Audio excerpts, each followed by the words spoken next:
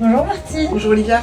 Alors merci d'avoir accepté notre invitation. Et est-ce que tu pourrais te présenter au sein de notre communauté s'il te plaît? Oui, bonjour, je m'appelle Bertie Flory, je suis patiente partenaire. J'étais diagnostiquée d'endométriose il y a 9 ans et j'ai créé le compte Endolistique il y a 4 ans pour partager mon quotidien avec la maladie et les trucs et astuces, les outils pour mieux comprendre la maladie et agir dessus au naturel. Super. Donc si vous voulez voir dans l'intégralité l'échange qu'on a eu pendant 1h, 1h30 avec Bertie, n'hésitez pas à voir notre live juste après.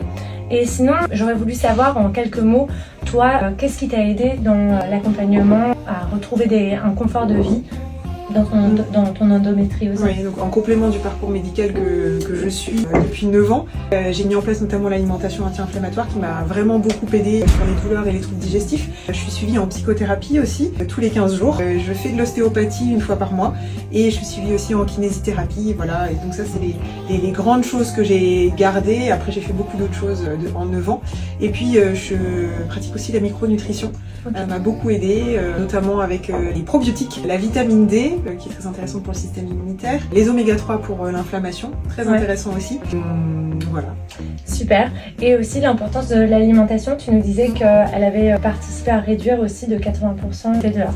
Super. Donc effectivement, comme tu le disais, les probiotiques vont être très importants pour réguler la réponse immunitaire et notamment la souche L-Gacérie qu'on peut retrouver dans ce complexe associé à du PEA qui aura également une action anti-inflammatoire, antioxydante et réduira les douleurs.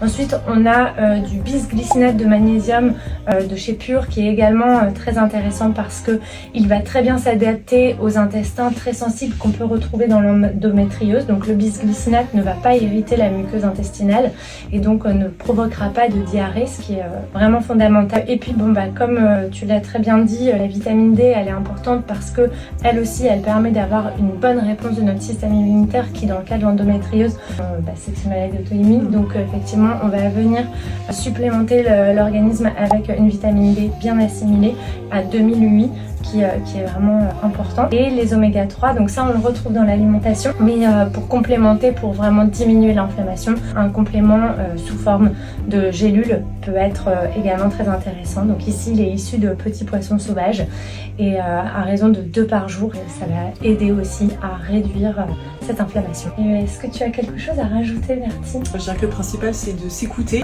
et de consulter vraiment quand on ne comprend pas pourquoi on a des douleurs aussi intenses pour avoir un diagnostic et voilà, et de se reposer, enfin vraiment de s'écouter parce qu'on se pousse souvent beaucoup trop avec notre endométriose. C'est vrai, très juste. Et merci. Merci à toi Olivia. À bientôt.